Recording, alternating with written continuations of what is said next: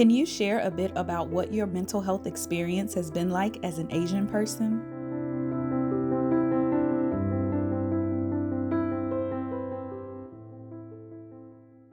Yeah, my mental health experience as an Asian man, growing up, my experience was similar to some of the more stereotypical East Asian experience that you hear popularized in the media and in some identity stories from Asian American voices.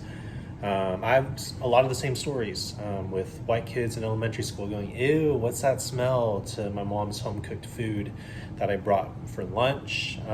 Kids touching my buzzed haircut and saying, "Ooh, so poofy," and just as if it was like an exotic or different kind of thing. I remember this little white girl who said, "Your name can't be Roy. My grandpa's name is Roy."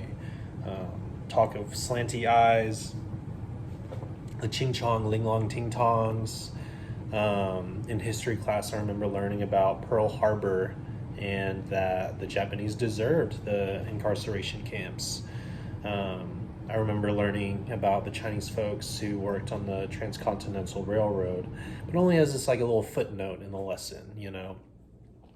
Um, so yeah, a lot of those different kinds of things. I'm a second generation Taiwanese American who grew up in a majority white suburb of Dallas, Texas. And so I think that's why my story resonates with some of those more stereotypical kind of stories that you hear about in the news. Um, but yeah, it shaped me. It shaped me. My parents, as first generation immigrants, they worked long hours and we rarely had time all together as a family. They worked opposite shifts, and so my dad would work through the night from like 10 p.m. to 6 a.m. My mom would get me and my younger sister ready for school, and then she'd go to work during the day and she'd come home around dinner time. So it was kind of like dinner time was just kind of like, okay, when we could all kind of be together. But when they were home, they were usually exhausted or busy doing chores, and they kept their hardships to themselves and tried to shield us from them. So these are things that I've realized in hindsight. But because of those hardships, the concert effort to support our family and try to survive as first generation immigrants in this country, my sister and I both got a lot of pressure to achieve and to succeed. And so a lot of the messages that I got from them were like, if you're the best in the class, they can't say or do anything to you. They can't make excuses to try to put you down. If you get really good grades, you'll have a pathway to jobs that make more money and give you more financial security. If you do more extracurriculars than the other kids, then your resume will look better to the top schools. And so this narrative that success was power was really the American meritocracy that we had learned in this country. But when you couple that with the Asian collectivist community values of honor that also then come with shame, we felt a certain pressure to achieve and succeed also so that our parents would be seen as good parents with other Asian American friends and family around us. As the firstborn in our family, I felt this pressure the most. If I could succeed, then my sister could have an example to follow.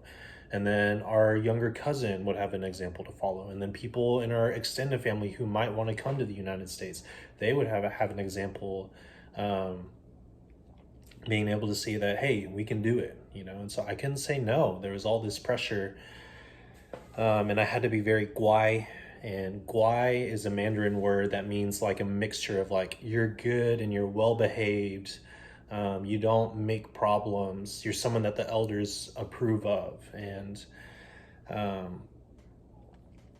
all that background, backstory, the way that all this affected my mental health was that overall I was really anxious and angry all the time. I was never clinically diagnosed with anxiety or depression. Never went to the doctor to try and get that examination, which could go into a different topic there with Asian Americans being one of the least likely, maybe the least likely racialized group, I think, that seeks out mental health. But so I was really anxious, really angry all the time. It's really anxious what people thought of me. After all, that's what I was taught was important, right? It's important that family elders approve of me. It's important that friends and people in the community trust me. It's important that the white kids and white families see me as not a threat, so that myself and my family can stay safe. So I was always wondering what people thought about me, and that led to a lot of anxiety. And I was really angry too, the different circumstances I found myself in. Why do I have to do so many extracurriculars? Why do I have to fight my other Asian friends to be the top of the class? Why was it never good enough for my parents? Why were my friends' grades never good enough for their parents? Why do I have to act like I have it all together when really there's so many things that I'm frustrated about? And I think that might have been like the heart of it. All of this was suppressed. Really, the only time it came out visibly and tangibly was when I was playing basketball, right? I loved basketball. That was my sport growing up. That was my outlet. But that was also when rage and domination and trash talk that wasn't just trash talk, that's when all of that came out. And outside of basketball, I had to put on this everything's fine kind of face. I've got it all together kind of face. And so, in my journey, different cultural practices, different experiences, different coping skills have been life-giving to my mental health experience. And all of it started when I really just kind of realized, like, hey, this anxiety and this anger, I'm tired of it. I'm tired of all the anger. I'm tired of the anxiety. I'm tired of feeling alone. I'm tired when my own rage shocks me. I'm tired when the suppression of this stuff just explodes out, and then I get in trouble for it. I just realized, hey, this isn't healthy. I don't identify as an AAPI woman. My mother's from the Philippines and my dad is white Canadian, and I identify as mixed. I always felt like I didn't have those traditions and cultures to pull from the Philippines because it was just my mom. We didn't grow up with our cousins, with our titas and titos, which are like, aunts and uncles. And that is a huge part of Filipino culture, having your family around you. My mom grew up tiny house, 5 siblings, and you live in close quarters, and I didn't live like that. My mom was a stay-at-home mom, so her values, though, were really imprinted on my brother and I. My dad, he was the breadwinner, so he was just out a lot. He didn't do that kind of emotional taking care of the children, right? When it came to my mental health, I struggled. I struggled a lot from the age of 9 with depression, anxiety, and suicidal ideation, and I kept it to myself a lot. Not because my mom would go out there and make fun of people with those illnesses, but it was just not a culture of being open. It was also the 90s, we weren't quite there yet. And as I got older and I, met other people who were honest about this, mind you, Caucasian people, and I might started to reflect upon myself and kind of notice these same patterns within myself, she always brushed them off. That's not something you really struggle with. That's not something you need to address. You're just asking for attention.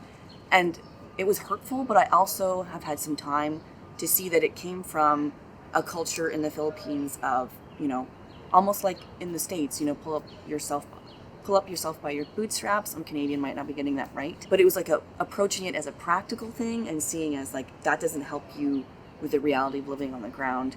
And that could not be more false because it affected me a lot. If you're thinking about ending your life, that affects you and how you interact with yourself and your environment and your friends and family, even if you do keep it to yourself, because you torture yourself that way, not on purpose. So at the same time, in the last few years, her coming around to listening and being supportive has made a huge impact. I got diagnosed later on in my life as having attention deficit hyperactivity disorder, and that made a lot more sense as to why I struggled with a lot of things I felt like were so easy for everyone else. And it was also hard for her to kind of come around on that too. But I found that once I just became more honest about, actually at this point in my life, I did X, Y, and Z because of my anxiety. And she just never knew that. I think her putting together those pieces has really helped.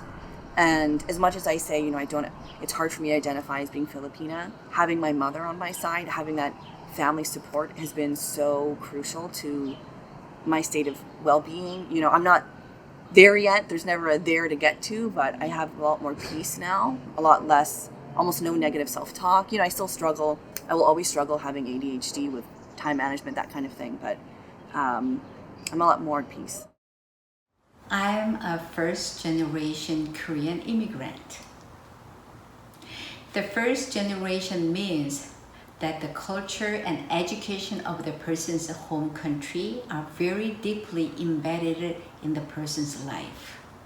Of course, while living as an immigrant for a long time, the influence of culture and education of the home country may have faded a lot. But in any way, whether the person likes it or not, the cultural influence remains and dominates the thoughts and the emotions of the first generation. I have lived in the United States as an immigrant for about 32 years, but I think I'm also still governed by Korean traditional culture in many cases. Sometimes it has a positive influence on me, and sometimes it has a negative impact on me as well. As an immigrant, and also as an Asian woman, I lived in a dual culture between Korea and the United States. Even though I've lived in the United States for long, I continue to experience new challenges as immigrants. Those are very real challenges experienced in life, again as an immigrant. There is a cultural challenges experienced with the first generation immigrant husband and the second generation children born and raised here. There is a challenges to a society that has limited our lives in a certain ways. There is a challenges to my consciousness to overcome the idea that women should live in a certain way that was educated by my parents. There is also a task to share the process of overcoming such challenges with my community as an Asian female pastor.